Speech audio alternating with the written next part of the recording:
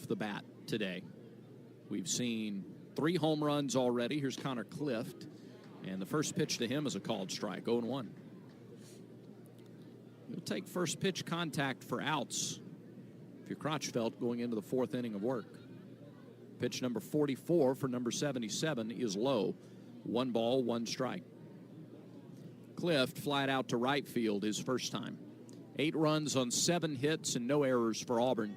4 runs, 5 hits, 3 errors for USC. Trojans got all 4 of theirs in the first.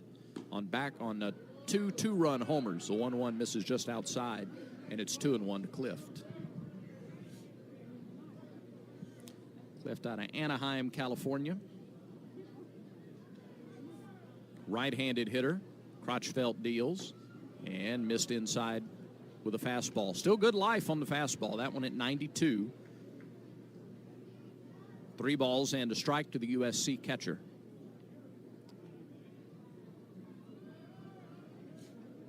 Came on late as a defensive replacement yesterday. Did not get an at-bat, and the 3-1 pitch to him is high. And it brings the catcher Connor Clift to the plate.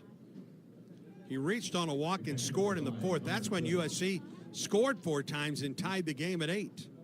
He's also flied to right and grounded out to 3rd. Yeah, whether it was this game today, both times USC has scored 4 runs in an inning.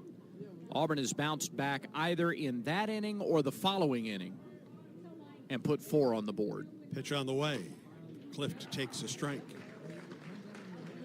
Yesterday, when USC got 3 in the top of the 8th, Auburn got 4 in the bottom. They've had an answer this weekend each time. Wells, a threat to steal, has a couple on the season and a couple of attempts. Stretching the pitch. There's strike 2. 77. It's hard for a hitter to do anything with that pitch. It's not a strike until the very end. Off-speed pitch. Nelson, high set, now comes to the belt. Here's the 0-2 pitch. Deep into left field, back goes Bello, looking up, and it's off the top of the monster. Wells is on his way to 3rd. He's going to be held up there. It's a double for Clift, who missed a home run by maybe 2 feet out in left field. That's an outstanding job of Mike Bello out in left. That ball hit on the angled part of the monster and bounced to the right. You got to have some experience out there and some intuition to get an idea for where that ball is going to bounce. If it's further away and he's not in the position, then Wells is able to come around and score on that play. That was as good a result as you could hope. As hard as Clift tattooed that ball, that's as good a result as you could have hoped because of the way Bello played in left. And Auburn pitching coach Darren Schoenrock is on his way to the mound.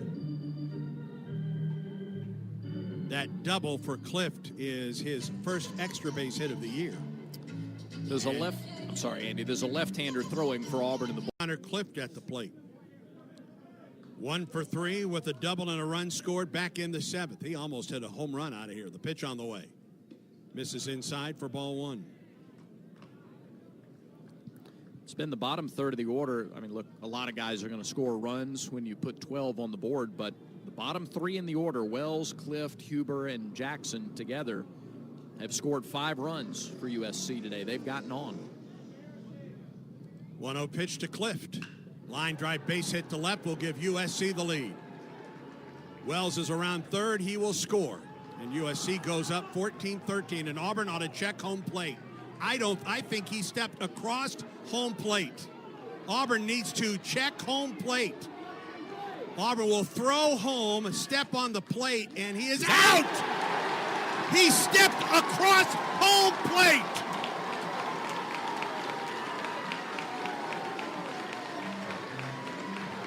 And there's no video review today, Andy. Nope.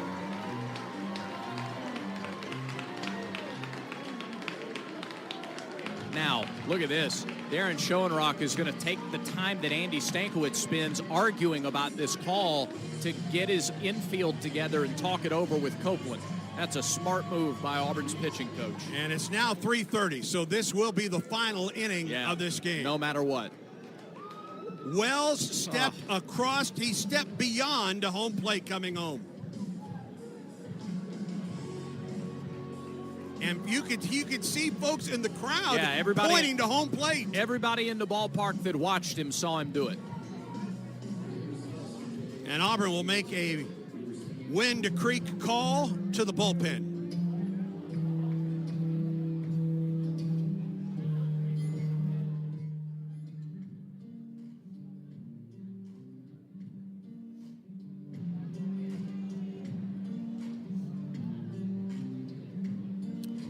Andy, a Wind Creek call to the bullpen for Parker Carlson. Carlson becomes the 6th Auburn pitcher of the game. 6'1", 184, sophomore from Mobile. Carlson, one appearance this year in 2/3 of an inning, gave up a run on 3 hits. No walks and a strikeout. One of the hits that he surrendered was a double. What a dramatic change. You go from a really solid base hit by Clift that looked to give USC the lead. And Wells stepped over home plate. Auburn appealed. Wells was called out. And so now Clift, who still represents a go-ahead run, is at first base, but now 2 are out in the inning for Jackson. And it's now a big play, Brad. Yeah. That Clift didn't go to second base. The Correct. fact that the throw came back in to keep him to first. Yeah. No, it's a great point. Now it would have to be something in the gap or a home run to score him, you would figure. Connor Copeland, no runs, 3 hits, no walks, and a strikeout in 2 innings of work for Auburn. The out is recorded shortstop to the catcher. So 6-2 on the out at the plate as a result of Wells stepping over home plate and not touching home plate. And now Ryan Jackson comes to the plate. He was a pinch hitter in the 7th, and he's singled home 2 runs to tie the game. When's the last time you saw a play like that? The guy not touch the plate? It's I know been it's a while. happened. Yeah, it's been a while. I don't recall exactly when, but I don't recall it being a play that could eventually decide a game like that one. So Jackson at the plate. Clift is at first with what I'm sure he thought was a potential game-winning single. And a throw over by Parker Carlson, and Clift is back to the bag. How about that?